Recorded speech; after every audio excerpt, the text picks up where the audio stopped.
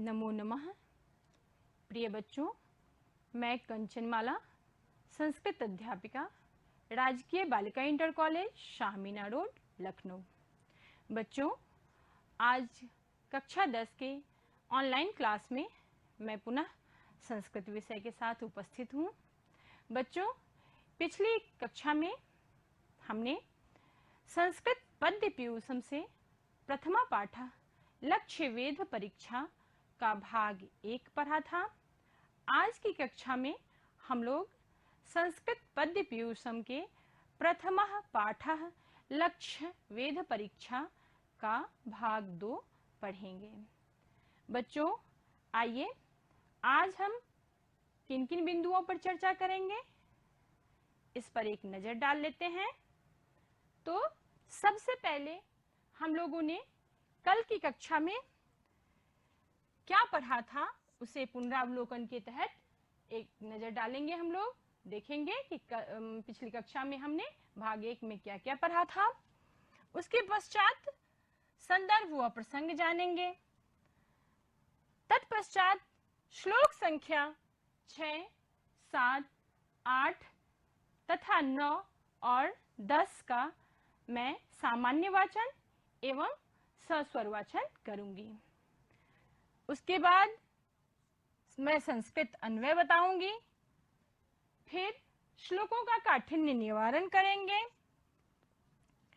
तत्पश्चात श्लोकों का हिंदी अर्थ एवं व्याख्या देखेंगे हम लोग, और कक्षा के अंत में पाठ की समाप्ति पर मैं कुछ संबंधित प्रश्न व अभ्यास कार्य आप लोगों को दूंगी। तो बच्चों, चलिए पिछली कक्षा में हमने क्या क्या पढ़ा था उसे पुनरावलोकन के तहत हम लोग देख लेते हैं। बच्चों, लक्ष्य वेध परीक्षा पाठ के भाग 1 में हमने पाठ की प्रस्तावना देखी थी तथा पाठ का परिचय प्राप्त किया था। बच्चों, पाठ की प्रस्तावना में हमने महाभारत के बारे में जाना था कि महाभारत विश्व का सबसे विशालतम काव्य ग्रंथ है, महाकाव्य है। उसके बाद महाभारत के रचनाकार महर्षि वेदव्यास हैं, ये जाना था। तत्पश्चात महाभारत में कितने पर्व हैं, ये मैंने आप लोगों को बताया था कि 18 पर्व हैं, और 18 पर्वों के मैंने आप लोगों को नाम बताए थे। फिर पाठ के परिचय में मैंने इस पाठ में लक्ष्य वेध परीक्षा पाठ में के श्लोक कहाँ से लिए गए हैं, तो महाभारत के आदि पर्व से लिए गए हैं, ये मैंने आप लोगों को बताया था। इस पाठ में क्या क्या हमें पढ़ना है, ये मैंने बताया था कि आचार्य द्रोणाचार्य अपने शिष्यों की लक्ष्य वेध की परीक्षा लेने के लिए एक कृत्रिम बनावटी भास को स्थापित करते हैं, बनवाते हैं शिल्पकारों के द्वारा, जो कि पक्षी रूपी गिद्ध होता है, और उसे वृक्ष के अग्रभाग पर स्थापित करते हैं तथा अपने शिष्यों को बुलाकर उसे लक्ष्य वेध करने के लिए कहते हैं। इस परीक्षा का उद्देश्य मूलतः ये होता है कि शिष्यों में कितनी एकाग्रता है, लक्ष्य के प्रति प्राप्ति के लिए कितनी एकाग्रता है, इसे आचार्य देखना चाहते हैं। बच्चों, आगे मैंने बताया था आप लोगों को कि इसके लिए सबसे पहले युधिष्ठिर को बुलाते हैं, युधिष्ठिर को लक्ष्य संधान के लिए कहते हैं और पूछते हैं कि तुम्हें क्या क्या दिखाई दे रहा है।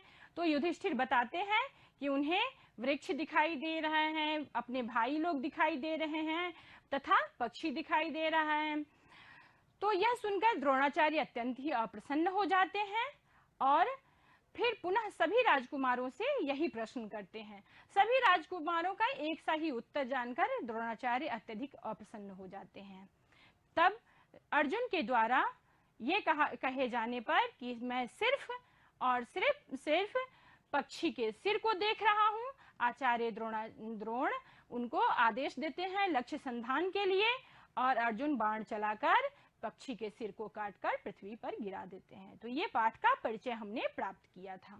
उसके पश्चात हमने संदर्भ व प्रसंग देखा था कि संदर्भ में हमें क्या लिखना है। तो अभी आज भी मैं आज की कक्षा में भी आप लोगों को संदर्भ और प्रसंग बताऊंगी। फिर मैंने श्लोक संख्या 1, 2, 3, 4 तथा 5 का सस्वर वाचन किया था, सामान्य वाचन भी किया था मैंने तथा सस्वर वाचन भी किया था मैंने। उसके पश्चात संस्कृत अन्वय भी बताया था आप लोगों को और काठिन्य निवारण भी किया था और 1 से लेकर 5 तक के श्लोकों के हिंदी अर्थ और व्याख्या को मैंने बताया था आप लोगों को। फिर उसके पश्चात मैंने कुछ आप लोगों को अभ्यास कार्य दिए थे, प्रश्न दिए थे अभ्यास कार्य के तहत। बच्चों 1 से लेकर 5 तक के श्लोक में हमने अभी तक ये पढ़ा है कि आचार्य द्रोण अपने शिष्यों को बुलाते हैं और लक्ष्य को दिखाकर उसे संधान करने के लिए प्रेरित करते हैं तथा धनुष और बाण लेकर उन्हें तैयार रहने का आदेश देते हैं कि एक एक को मैं बुलाऊंगा और इस कार्य के लिए नियुक्त करूंगा, लक्ष्य संधान के लिए मैं नियुक्त करूंगा। इस क्रम में सबसे सर्वप्रथम वे युधिष्ठिर को बुलाते हैं और युधिष्ठिर को लक्ष्य दिखाकर बताते हैं, लक्ष्य को संधान करने के लिए प्रेरित करते हैं। यहाँ तक हम लोग पढ़ चुके हैं। अब आगे के श्लोक को हम लोग देखेंगे। तो श्लोक प्रारंभ करने से पहले सबसे पहले पुनः संदर्भ और प्रसंग पर एक नजर डाल लेते हैं। तो बच्चों मैंने जैसे कि कल की कक्षा में भी आप लोगों को बताया था कि संदर्भ पूरे पाठ का एक ही होगा, सभी श्लोकों का संदर्भ एक ही होगा। तो संदर्भ में हमें क्या लिखना है कि प्रस्तुत श्लोक हमारी पाठ्य पुस्तक के अंतर्गत संस्कृत पद्य पीयूषम के प्रथम पाठ लक्ष्य वेद परीक्षा से उद्धृत है, जो कि महाभारत के आदि पर्व से लिया गया है। ये संदर्भ आपको लिखना है सभी श्लोकों के साथ। तो प्रसंग मैं जिस तरह से सभी श्लोक पढ़ाती जाऊंगी उसका अलग अलग प्रसंग बताऊंगी। पाठ के सभी श्लोकों का प्रसंग अलग अलग लिखा जाएगा। तो मैं एक एक श्लोक पढ़ाती जाऊंगी और उसका प्रसंग बताऊंगी। तो चलिए अब आगे श्लोक की ओर बढ़ते हैं और पढ़ते हैं श्लोक संख्या 6। बच्चों मैं पहले सामान्य वाचन करूंगी, तत्पश्चात उसका सस्वर वाचन करूंगी। ततो युधिष्ठिरः पूर्वं धनुर्गृह्य परन्तपः तस्थौ भासं समुद्दिश्य गुरुवाक्य प्रणोदितः। आइए सस्वर वाचन करते हैं। ततो युधिष्ठिरः पूर्वं धनुर्गृह्य परन्तपः तस्थौ भासं समुद्दिश्य गुरुवाक्य प्रणोदितः। आइए इसका प्रसंग जान लेते हैं। प्रस्तुत श्लोक में युधिष्ठिर के लक्ष्य वेद के लिए तैयार होने का वर्णन किया गया है। युधिष्ठिर अब लक्ष्य वेद के लिए तैयार हैं। अन्वय देख लेते हैं इसका। ततः पूर्वं गुरुवाक्य प्रणोदितः परन्तपः युधिष्ठिरः धनुः गृह्य भासं समुद्दिश्य तस्थौ।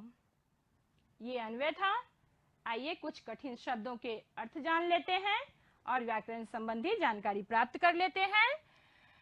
धनुर्गृह्य धनुष को लेकर, परंतपः शत्रुनाशक, तस्थौ स्थित हुए, भासम समुद्दिश्य गिद्ध को लक्ष्य करके। भास मैंने पहले ही बताया आप लोगों को, प्रतिमान जो कृत्रिम प्रतिमान बनाया था, जो पक्षी गिद्ध के रूप में बनावटी पक्षी बनवाया था वो भास है। तो उसको लक्ष्य करके व्याकरण संबंधी जानकारी प्राप्त करते हैं। गुरु वाक्य प्रणोदितः, गुरोः वाक्यम, गुरु वाक्यम यहाँ षष्ठी तत्पुरुष समास है। तेन प्रणोदितः यहाँ तृतीया तत्पुरुष समास है।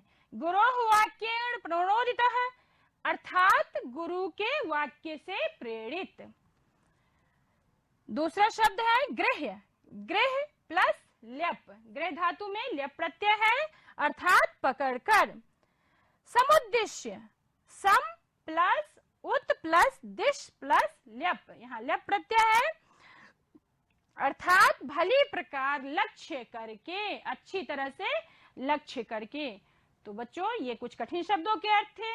आइए हम लोग हिंदी अर्थ और व्याख्या जानते हैं श्लोक की। ततः पूर्वम गुरु वाक्य प्रणोदितः, ततः तत्पश्चात, इसके तत्पश्चात, पूर्वम सर्वप्रथम, गुरु वाक्य प्रणोदितः, गुरु के वाक्य से प्रेरित होकर, गुरु कौन है? द्रोणाचार्य। तो द्रोणाचार्य के वाक्य से प्रेरित होकर परंतपः, शत्रुओं को संतप्त करने वाले, युधिष्ठिरः, युधिष्ठिर, धनुः गृह्य, धनुष को ग्रहण करके, ले करके, भासम समुद्देश्य, भास जो पक्षी गिद्ध है, बनावटी पक्षी गिद्ध है, उसको समुद्देश्य, लक्ष्य करके, समुद्देश्य का अर्थ है लक्ष्य करके, तस्थौ, स्थित हुए, अर्थात तैयार हुए। वो पक्षी, तात्पर्य यह है कि युधिष्ठिर जो शत्रुओं को संतप्त करने वाले हैं, वो गुरु के वाक्य से और प्रेरित हो जाते हैं और लक्ष्य की ओर लक्ष्य संधान करने के लिए धनुष को ग्रहण करके उपस्थित हो जाते हैं, तैयार हो जाते हैं। तो चलिए अब श्लोक संख्या 7 को पढ़ते हैं। पहले मैं सामान्य वाचन करूंगी, पुनः सस्वर वाचन करूंगी। ततो वितत धन्वानम द्रोणस्तन कुरुनंदनम समुहूर्तादु वाचेदम वचनम भरतर्षभा। सस्वर वाचन देखिए। ततो वितत धन्वानम द्रोणस्तं कुरुनंदनम समुहूर्तादु वाचेदम वचनम भरतर्षभा। प्रसंग जान लेते हैं। प्रस्तुत श्लोक में युधिष्ठिर के लक्ष्य वेध के लिए तैयार होने का वर्णन है। अन्वय जान लेते हैं। हे भरतर्षभा, ततः वितत धन्वानम तं कुरुनंदनम मुहूर्तात् सह द्रोणः इदं वचनम उवाच। आइए इस श्लोक में कुछ शब्दार्थ देखते हैं और व्याकरणात्मक टिप्पणी देखते हैं। कुरुनंदनम, कुरु वंश को प्रसन्न करने वाले, नंदन प्रसन्न करने वाले, कुरु वंश को प्रसन्न करने वाले। भरतर्षभा, भरत प्लस ऋषभ, अर्थात भरत वंश में श्रेष्ठ। वितत धन्वानम, विततम धनुः येन सह तम, अर्थात धनुष को ताने हुए। उवाच, वच धातु, लिट लकार, प्रथम पुरुष एक वचन, अर्थात कहा अथवा बोले। तो ये कुछ कठिन शब्द थे। आइए अब इसका हिंदी अर्थ जान लेते हैं। हे भरतर्षभा, हे भरत वंश में श्रेष्ठ। कौन? युधिष्ठिर। हे भरत वंश में श्रेष्ठ युधिष्ठिर।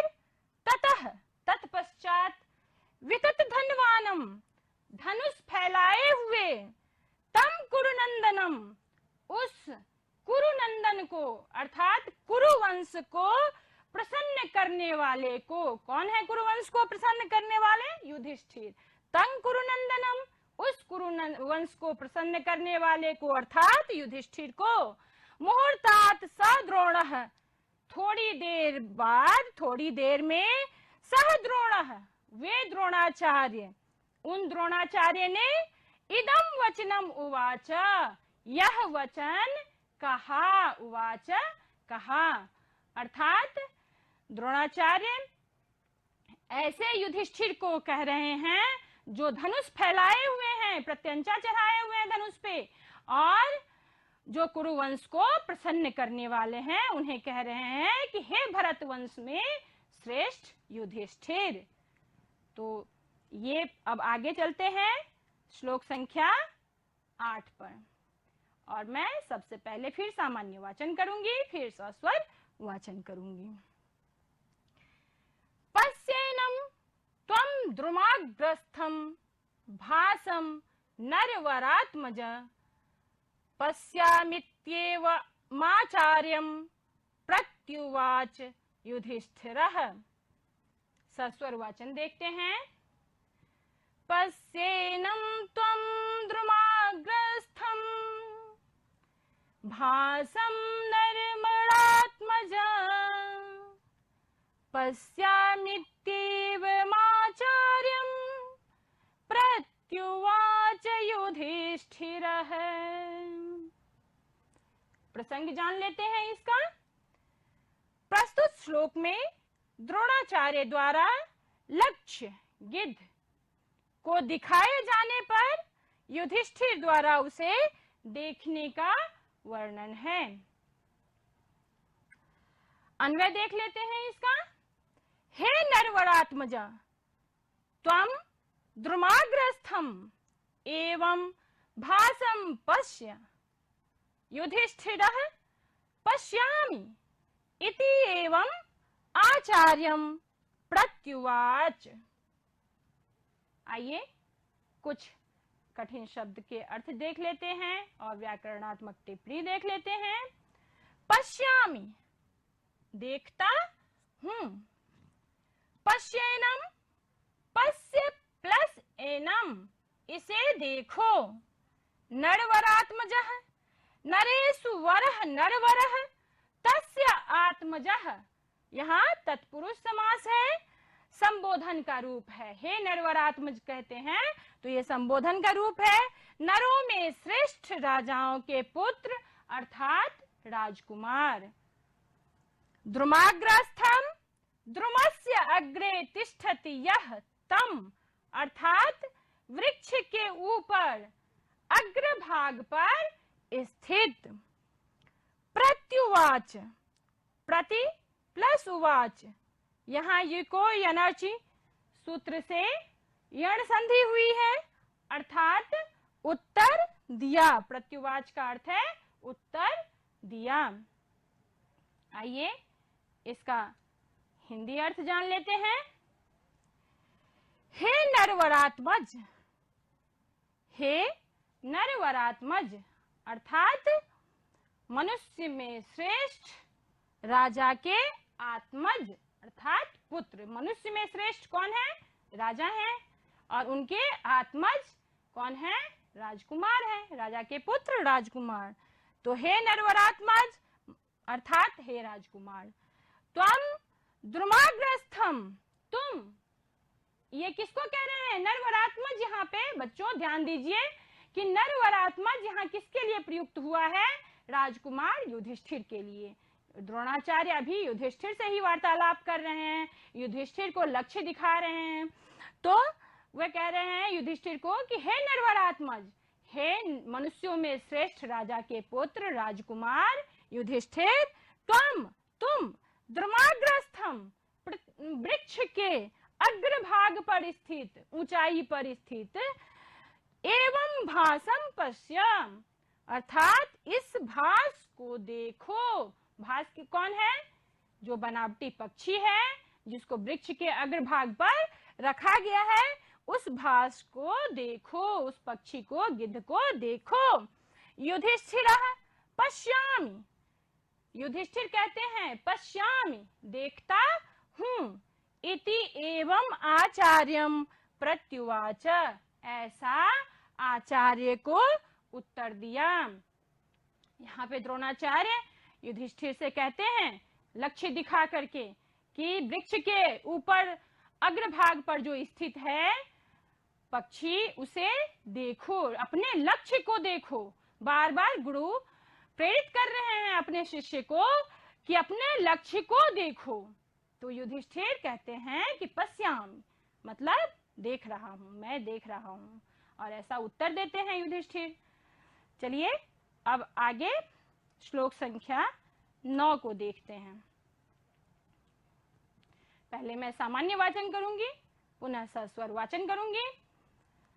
समुहूर्तादिव पुनर्द्रोणस्तम प्रत्यभासत अथ वृक्षमिमं मां वा भ्रातृन् वापि प्रपश्यसि। आइए इसका सस्वर वाचन करते हैं। समुहूर्तादिव पुनर्द्रोणस्तं प्रत्यभासत अथ वृक्षमिमं मां वा भ्रातृन् वापि प्रपश्यसि। आइए इसका प्रसंग देख लेते हैं।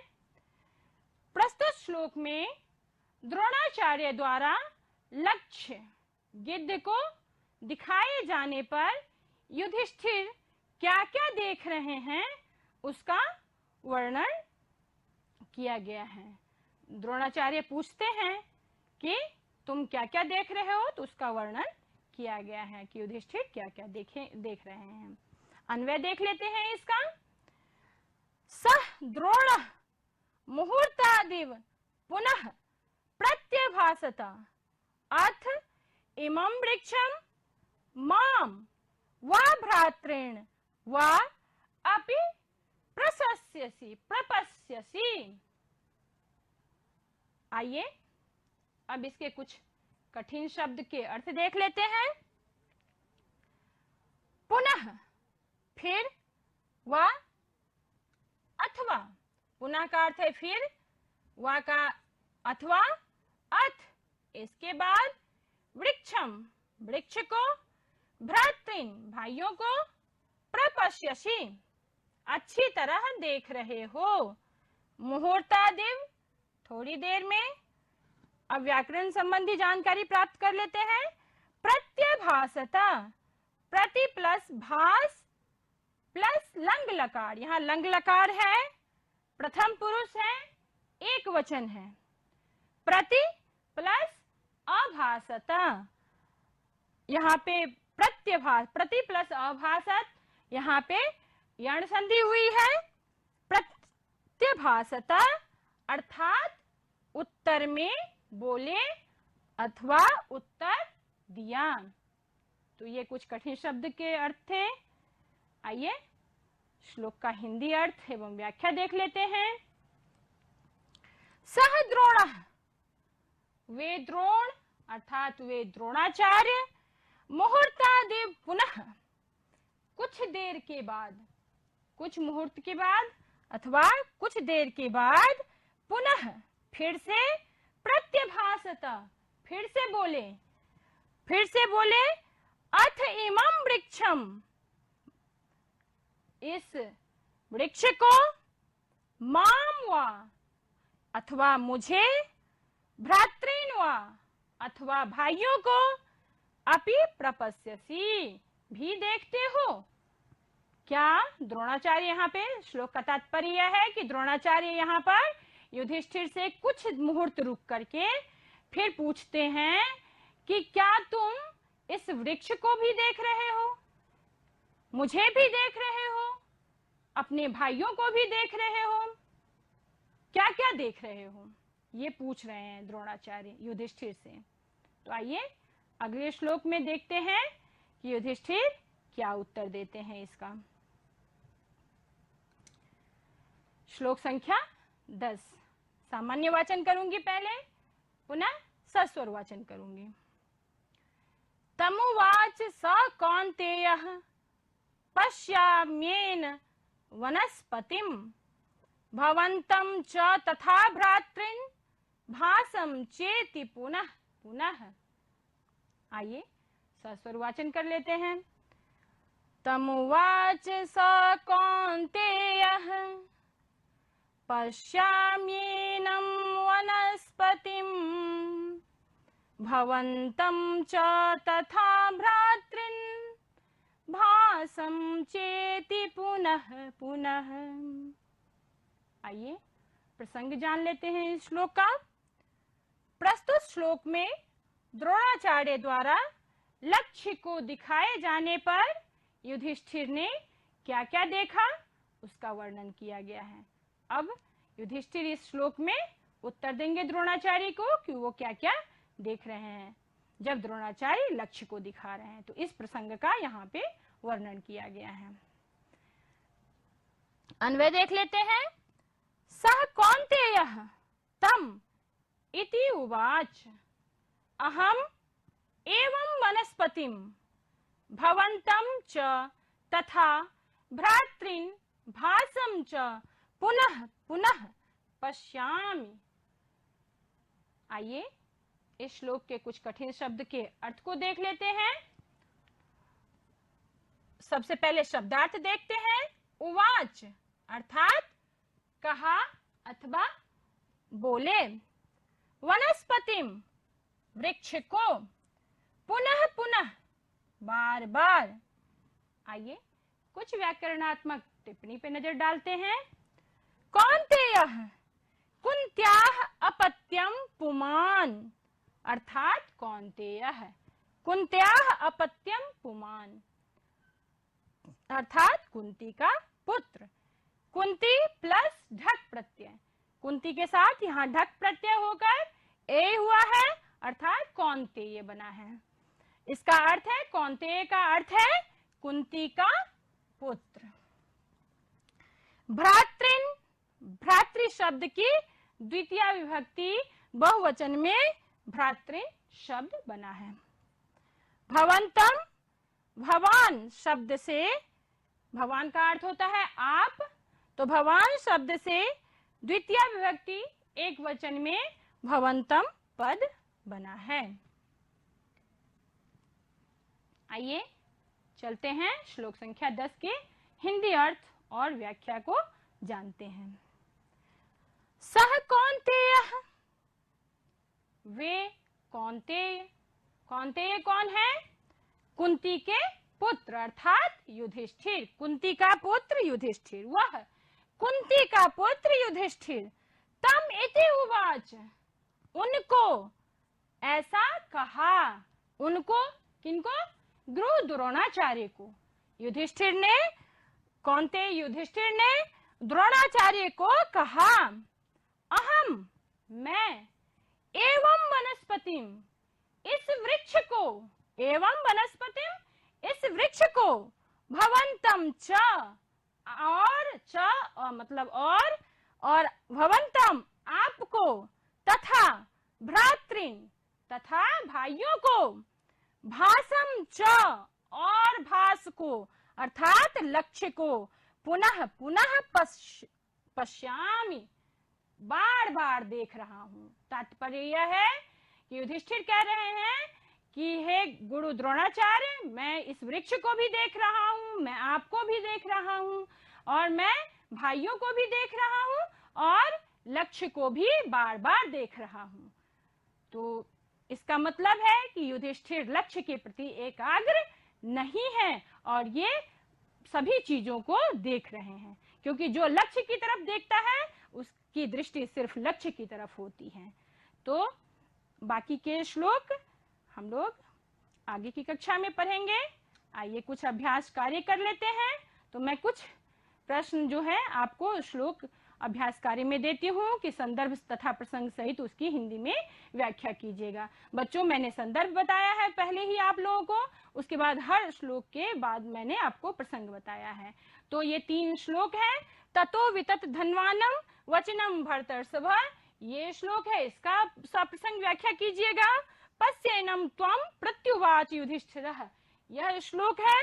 और तमुवाच स पुनः पुनः, ये 3 श्लोक हैं जिसका संदर्भ हिंदी में आप लोग व्याख्या कीजिए।